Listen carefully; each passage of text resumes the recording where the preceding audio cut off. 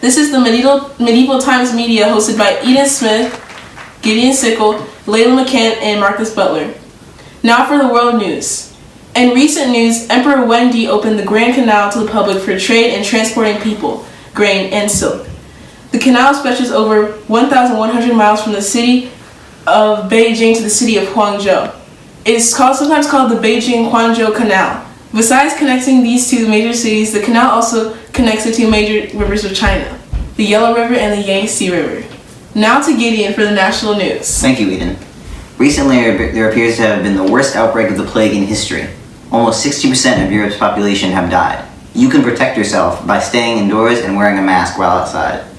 Additionally, there has been a great famine sweeping across England. Half the population there has died, and we have reports that the price of bread in some cities has grown as much as 320%. This famine has affected most of Europe as grain prices have skyrocketed and has left most peasants unable to afford to purchase it. Time for the interview. To invite our special guest to come out, please welcome Razia. So first off, welcome. We're glad to have you here. I'm glad to be here. I'd like to first talk about your childhood. What was it like? I was born in 1205 in Badaun, India, to Shams Uddin Iltutmish.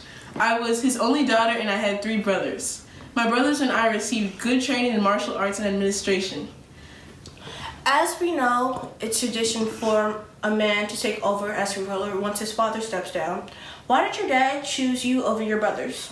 I received training in fighting just like them, led armies, and learned to administer kingdoms. I had all the qualities of an efficient ruler and was clearly more qualified than my brothers. So my dad selected me as his successor. So what prevented you from taking the place as ruler right after your father died?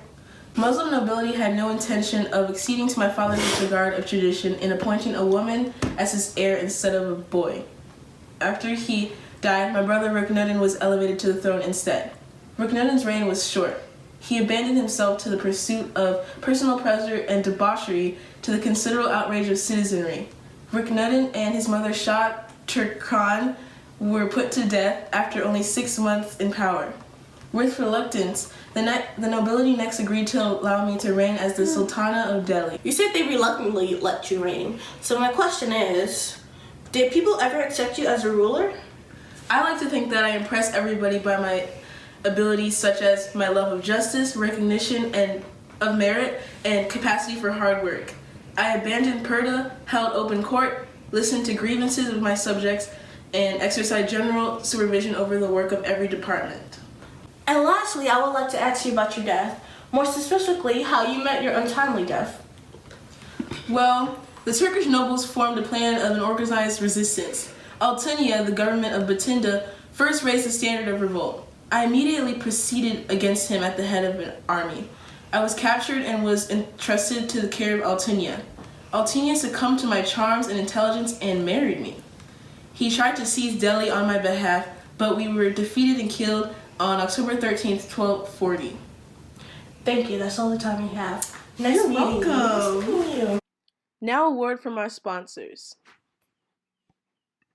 This advertisement has been brought to you by Plague Prevention, Inc. If you or a loved one has been affected by the plague, you may be entitled to financial compensation. Don't wait. You have less than a week before you die, too. Please send a pigeon to your nearest apothecary for free consultation and a financial information packet. Now back to your regularly scheduled programming.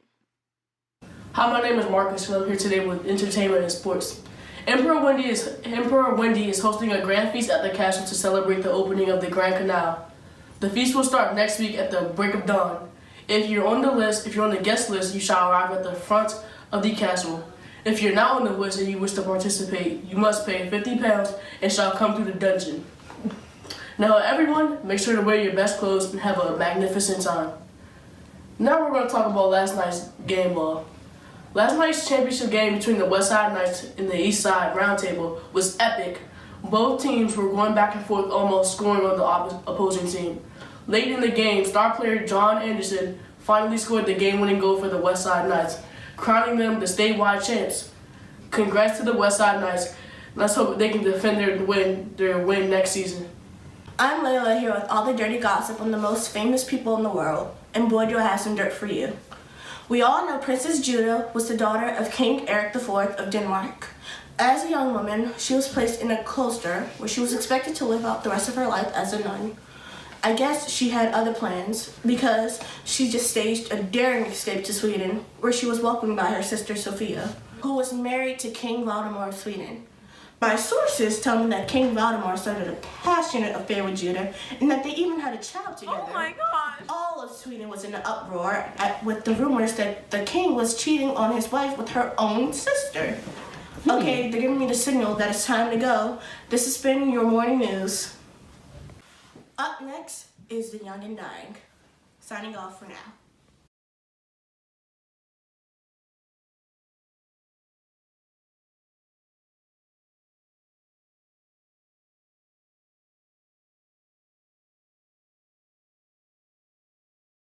I'm Layla here with all the dirty gossip on the... You can't do that. You can't. We're rolling. Stop, bro. Can't laugh. Okay. I was born in 1205 in India.